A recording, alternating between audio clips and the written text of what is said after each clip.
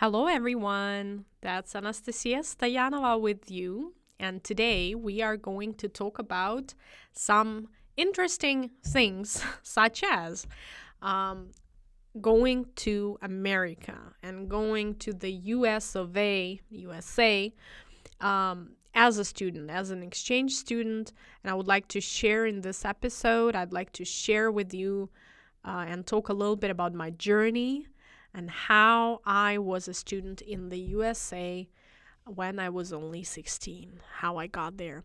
In this episode, I will talk about Flex program and my life in the USA. In the first part, I'll talk about what is this program, Flex, how I got there. Also, I'll talk a little bit about my host family, where I lived. And also, I'll talk about my American school through the eyes of a Ukrainian student.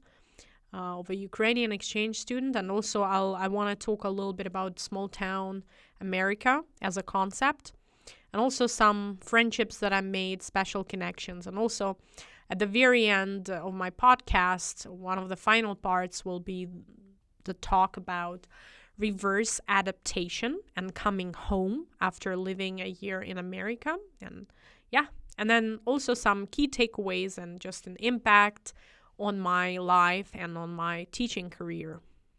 I hope you enjoy this, and I really would like to share the lifelong lessons that I learned from this journey.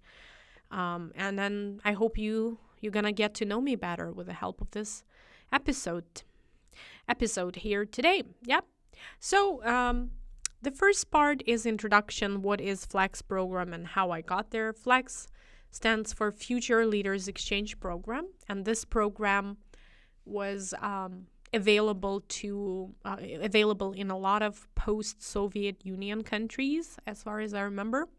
I'm not sure if it is available right now in Ukraine or in other countries, but as far as I'm concerned, it was available back in 2010, 2011, those years where I went, and I was only 16 back then. And you gotta say, oh, you're still pretty young, but time flies. And basically for me, it was half of my life ago, if you could say like that. So how I got there. Remember, if you have watched or listened to my previous episodes, you know a little bit about me and my background, and that I was studying at a specialized English school. My primary, secondary, and high school back in the eastern part of Ukraine were English specialized, and it means that I was learning English every single day, at least for 1 hour. I'm really grateful for this experience, and this Flex program, the way I heard about this program was from my teacher. I was in my 8th grade the first time I took part, and this program is quite rigorous in a way that it does have a stiff competition. The competition is really stiff. The application process and the interviews, there were 3 stages of that process, and I remember that when I was in the 8th grade, I passed the language testing. That was the first stage, and then I passed all the document stage and the interviews, but then there was the final stage, which was the interview with the psychologist, with the experts who were deciding whether this person is ready or not. And you got to understand, I don't remember the exact statistics, but just approximation, don't quote me on that, but just like over 1,000 participants in the this is in one of the regions of Ukraine, Lugansk region. In one region, over 1,000 participants in the first part. And Ukraine is a small country, but still that's a lot of school children participating and wanting and dreaming of going to America. Because you got to understand this. I'm not sure what's your cultural background, who is listening or watching me. But back then, in 2000s, 2010, I think in Ukraine, every school child and their family would dream of going to the USA. The USA was the dream, the biggest one, and still is for many people there. So you got to understand that the selection statistics, how many applied versus how many got in, were accepted, is just amazing. It's fascinating because there were many, many people who wanted to go, but in the end, only 10 or 15 went, something like that. Again, don't quote me on that. Don't quote me on that, please. But it's just the comparison, the huge number and then really small number of people who actually went. So the first year, I was in the 8th grade. I applied. I got through, but I never was elected. I was never elected as a finalist. But then next year, my dad saw how upset I was, and for the next year, he said, "Hey, Anastasia, you gotta try again." Yeah. So I tried again. I'm this kind of person, I fail, I get rejected, and then I get back up there and I try again. That's just who I am. So I did, and I won. And I think one of the biggest surprises of my life was just getting the email and the call right on my birthday. I remember this so clearly, as if it was yesterday. And this kind of experience just shook my life because I was expecting a lot, right? And this program changed my entire life. As I want to say, this was not only just a year of my life, that was the whole life in 1 year. That's a very important point I want to make.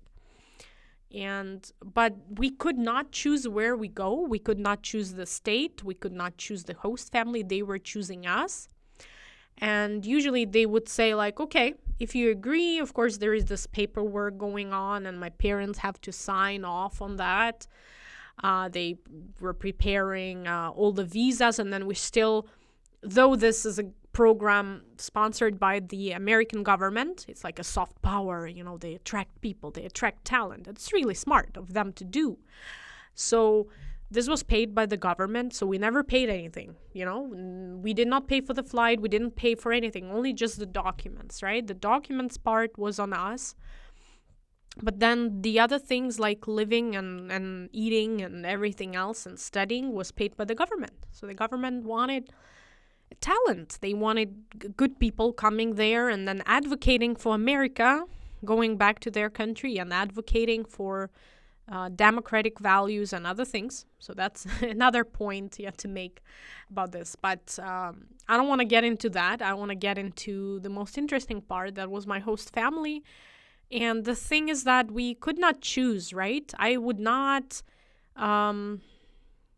The thing is that I don't want to sound like negative or not, but a lot of people were just lucky to get to the city or to the state where they prospered. Like some people got to, let's say, New York State, or California. Yes, there were such people. I knew those people, but I was so nervous because I never expected that somebody from Montana would choose me, because before that, I had not even known about Montana. So that was just a big surprise. But I'm really grateful because I think I learned about America the way it is in reality, not just the way it's romanticized in movies. Because in every movie we see, what do we see? New York, or we see Los Angeles, right? But America is not just LA and New York, guys. Come on. There's the whole other big layer of society there, and so many people, and they're so different. And just, of course, America in my eyes was always romanticized in so many ways, and I wanted to go. I was so nervous because I was expecting that email to arrive with all the information about my host family, but it only arrived almost like 1 week before my actual flight. So I was just going crazy there, just sitting and just not knowing where I was going and what was my host family, who were they. 1 week before I got this email, and it said Montana, it said my host family, who they are. So the host family, the second part of this podcast and my immersion, language immersion, well, my host family was just an ordinary family, a good family from a small town in Montana. I'm not going to say their names or last names or, the exact place or anything like that, but it's just that it was just an ordinary family, a mom and dad, and just they had daughters, and their daughters were already out of the house, so I was the only kid in the house. I think they might have had this kind of an empty nest syndrome or condition, like they just missed their kids and they wanted to have me there. So that was nice. But it was hard for me because there was a language barrier. My English was good, but the jokes, the humor, this cultural layer there.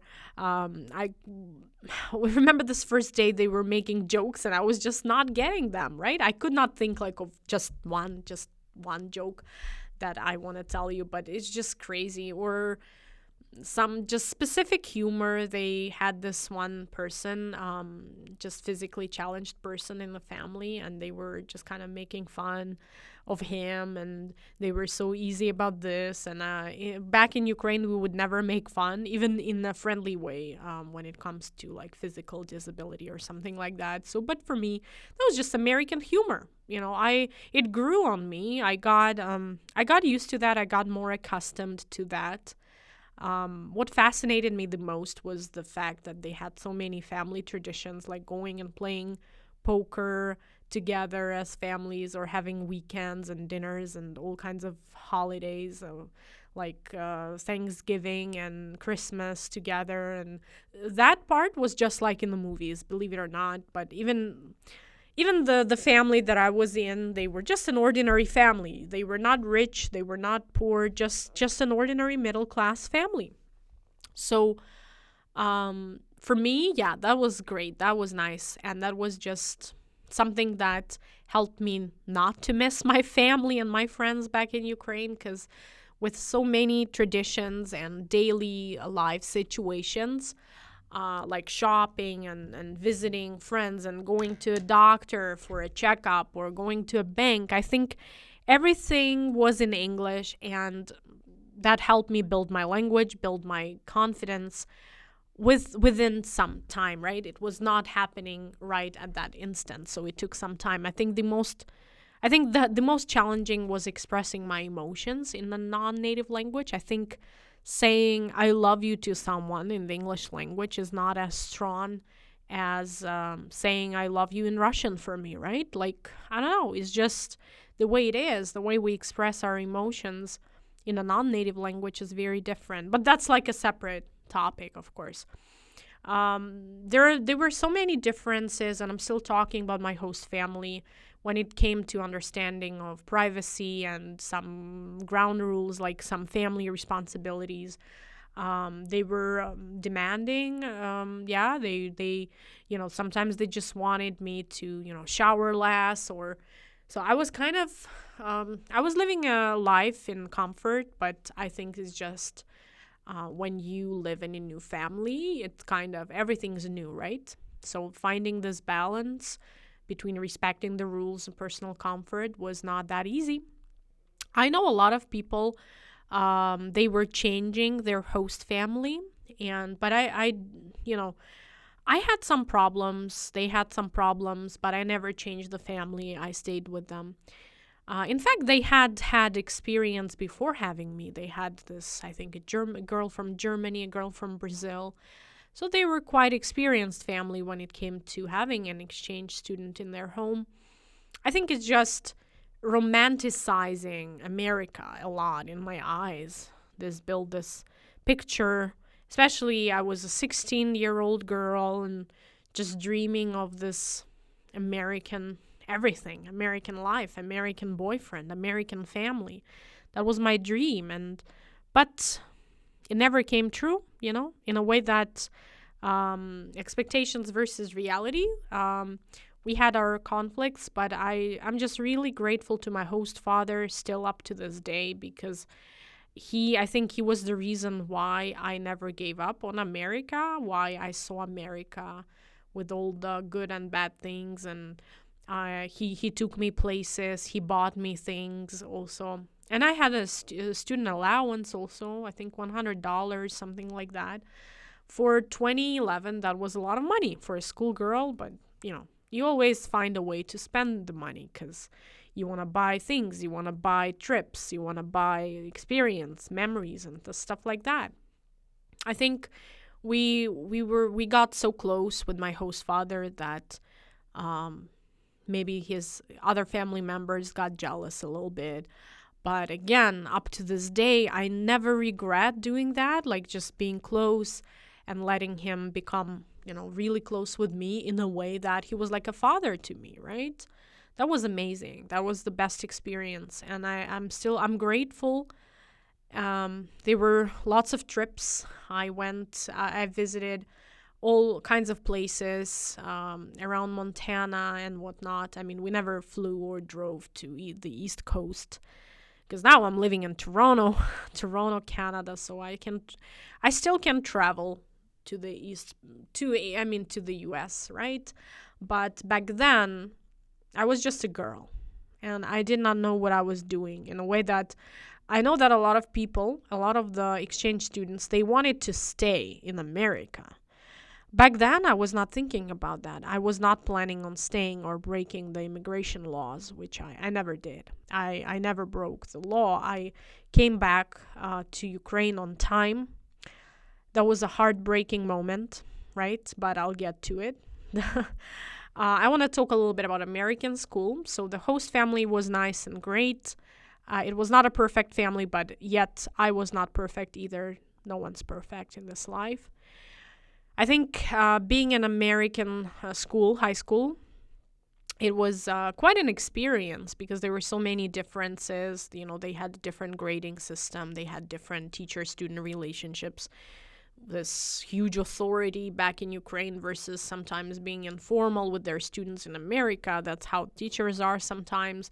There were lots of extracurricular activities such as playing sports. I did lots of sports. I was into volleyball. I played on the team.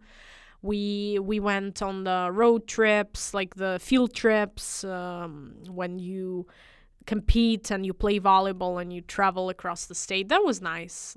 It's great. It was great. The academic workload, the way I compare that, in America, it's super easy to be in high school, honestly. If you compare it to Ukraine, if you know what I mean, like with so many subjects, with so much homework, we never got so much homework in the US. It was nice. It was great. I think it's just the way the childhood should be like that, with less homework, less pressure being put on the students, being more understanding. And yeah, it's just like, if I had a choice, of course, if I ever have a kid, like if I had a kid, I would put my kid into American system rather than Ukrainian system. But there are pros and cons in every system. There are advantages and disadvantages for sure. I'm just saying that less pressure is always good for the kid anyway. Because I think one of the mistakes I made was that when I went to the US, my Ukrainian school offered me, Ukrainian high school, offered me to take this year online also.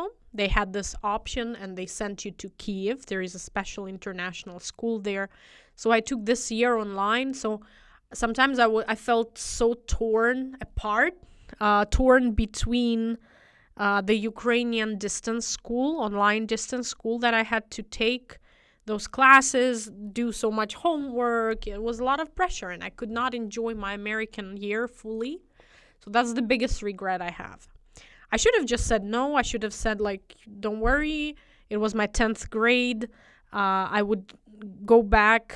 I should have said that I come back, guys, and then I can just take this year and that's it. Because, I was worried so much about losing that year and falling behind because all my peers would just enter university and I would be in the last grade of high school back in Ukraine. But you know what? No, that was the biggest mistake because in either case, I lost that year. No matter how hard I tried to not to fall behind, I lost that year because in 2014, my life changed. I changed the university. I changed everything. My life changed. I think a lot of Ukrainian people in the East would say the same. But I don't want to just dwell upon that.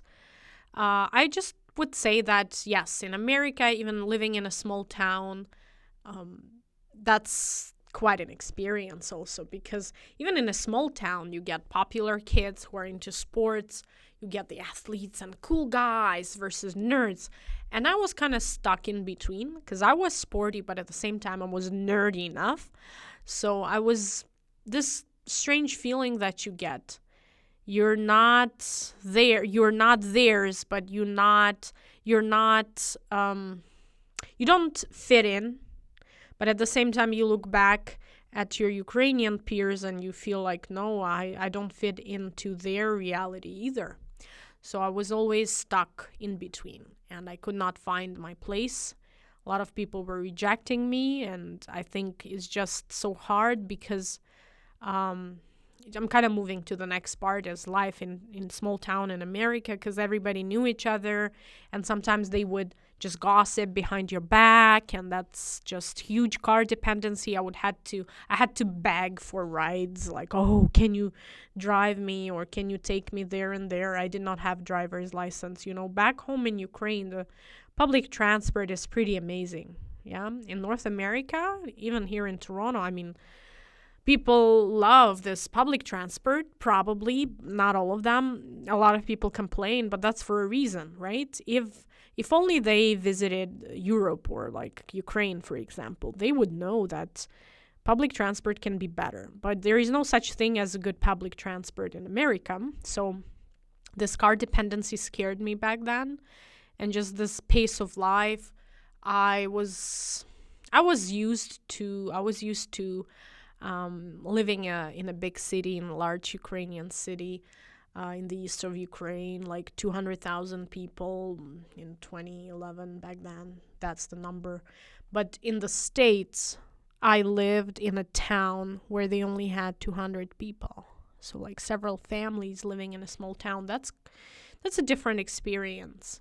I think what I enjoyed most was just local traditions and celebrations, and just the way that at the school they have all those traditions like homecoming and prom and those things we see on TV or online when we see America. Those things are true, and I love the barbecues and the games, and I loved Sunday church, believe it or not. That was great.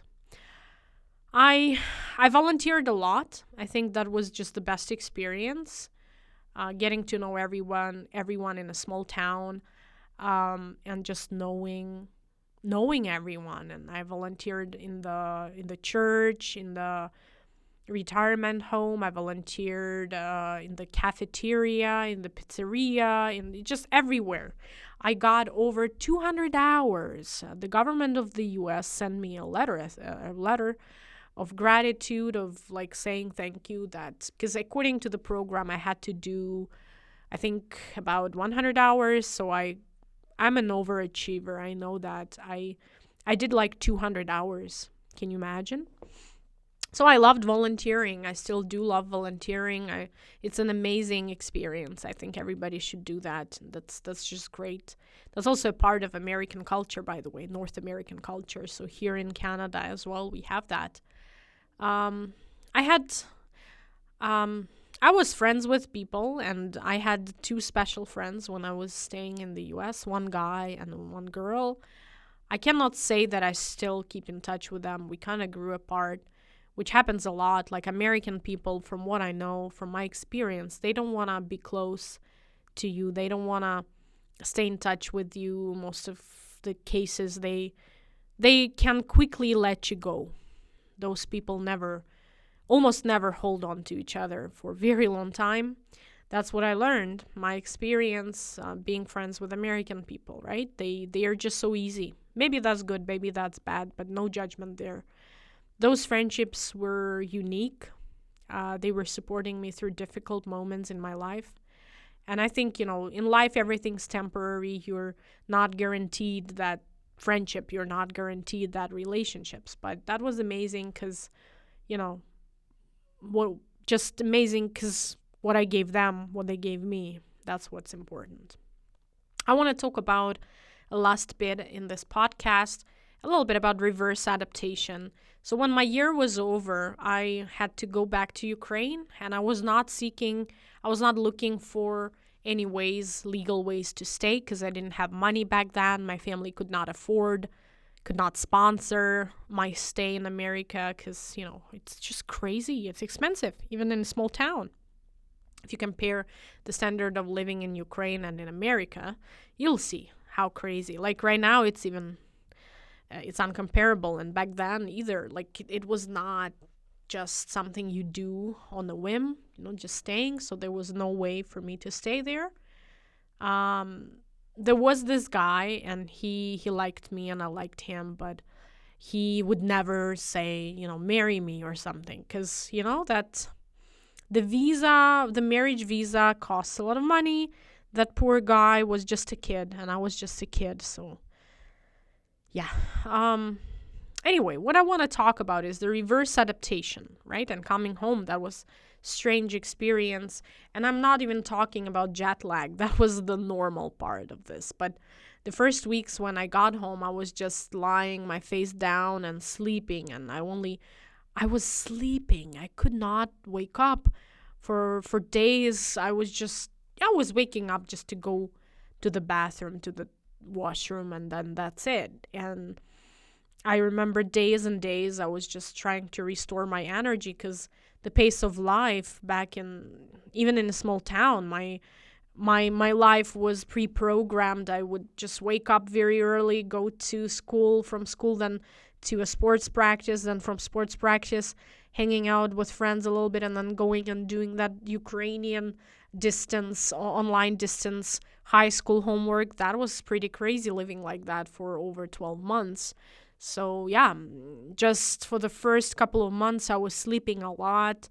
I didn't want to see anyone much. People wanted to see me. I gained so much weight. That was huge. Before leaving to America, I was like 50 kilograms, something like that. But then when I got home, I was 17 years old, and my height is 165 centimeters. I'm not sure. I'm not good with this American system. What's that in feet? But like 165 centimeters. I'm pretty small girl. Like not super small, but not super tall. So the reason I'm saying that, because when I got back to Ukraine, I was 70 kilograms. Can you imagine? That's crazy. From 50 to 70, I gained 20 kilograms. That was the big problem. For Ukraine, like in any post-Soviet Union country, people would be just like, yeah, your appearance, your weight is important. And I started working out. My mom was cooking food for me, my grandma. They were cooking for me, and I regained this healthy diet, the quality food that I missed, because in America the food is different. That's not a myth. I can tell you that for sure. My values changed because I saw people working very young age, and I wanted to support my family. So I started tutoring. I started teaching English when I was a schoolgirl, because I think my values changed. I really thought that that's what I should be doing, earning money, helping my family. That's just some experience that I appreciate when it comes to America, because that's what America taught me, that money is important and everything has a price. Relationships with my friends and family were like, oh, you have changed a lot. That's what they were saying. And I had this post-return depression. I had this feeling that I lost my identity, and I sought therapy. I thanks to the psychologist that I worked with, because that's what helped me a lot, and my friends helped me a lot, because I lost that feeling. I had this feeling, of not belonging to, as I was trying to explain to you earlier today, I felt that I was neither here nor there. I felt that I lost myself. Who was I? I don't know. That was a hard question to answer. I had the inflated expectations of life at home. I was just asking myself, what do I do with my living? How am I going to earn my living? But thanks to Flex community and psychological support as well, I I integrated back. I reintegrated into my community, and I I tried to use my experience and make decisions about my career. That's, I think, accepting my hybrid identity and accepting the fact that my American life was over. That was not just a year of my life, that was the whole life in 1 year. And it was over, and I I now it's been years, and I truly appreciate this American experience, meeting those people, letting them break my heart. And this cultural component, it's not just about the language, but also it's about mentality. I saw the real America, and I had this motivation, yeah, because now back then, I knew how I should live my life. I knew what it was like to live in America, what it was like to live in the English speaking country. And so I brought that home, metaphorically speaking, and figuratively, literally. And I don't know, it's like tears are coming, But I want to tell you one thing is that teaching people, I think that is thanks to my experience in America, because understanding cultural differences and changing myself, changing my personality, because I think I've changed a lot. That was the most important thing that I could share with my students, because not only do I teach the language, but I also teach the culture, and I explain the culture. I explain the things that people should be ready. Here in Canada, it's different. America, the USA, and Canada are very different countries. But having that experience under my belt, so to speak, I knew how to teach people and how to prepare people for this experience. So the key takeaways and the lifelong lessons that I want to share with you, I hope this podcast was interesting, is that, first of all, always be grateful, because I am grateful to the host family and my friends for that lovely experience, because they were both good and bad things there, and I think I evolved as a person, as a woman, and I am grateful to my language skills, like the way I worked so hard in America, and I developed from good level to fluent level, and then I could take it to the whole new level, because I decided to become a teacher and to pursue a professional qualification as a teacher, as a linguist, and then a degree in pedagogical science, master's degree in pedagogical science. That's what I hold now, that's amazing. Foundation for my teaching career was built. And my life philosophy, I think, changed, because I accept differences and I have this flexible thinking, because the program was called Flex, Future Leaders Exchange Program, Flex. But for me, that was about being flexible. That was about adapting to a new life, and also my readiness for this discomfort.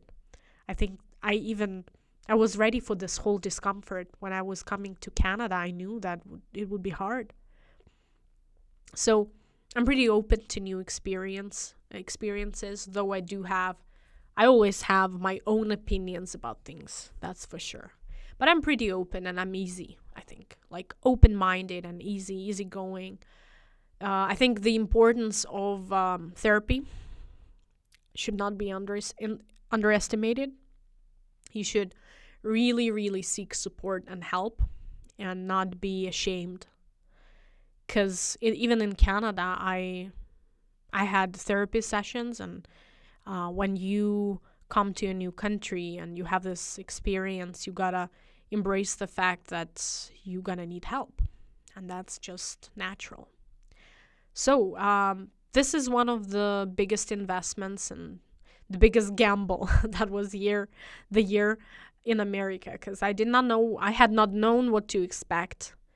But I went through with this. I lived that year, and that made me who I am. It was not just a year of my life. That was the whole life in 1 year.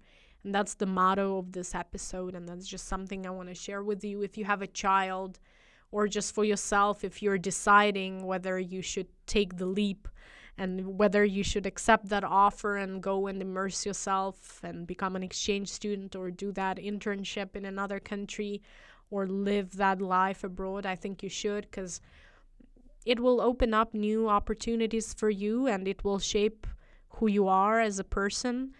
Yeah. And I'm really grateful to you guys for staying here today and listening to me outlining my year in America, like shaping how it shaped me and why I became what I am. So truly grateful, and I hope you're gonna stick around and you will listen to my next podcast, which is, coming out pretty soon, because I have so many things to talk about, and I hope you enjoyed whether you're listening to the podcast or watching me on YouTube. Thank you, thank you, thank you again, and see you next time. See you in the next episode, and it's my pleasure talking to you, and I hope you listen, and feel free to reach out, and just remember that I'm just a human after all. I'm just an ordinary person like you are, and I'm ready to make new connections, new friendships. So please feel free to reach out. Thank you so much, and take care.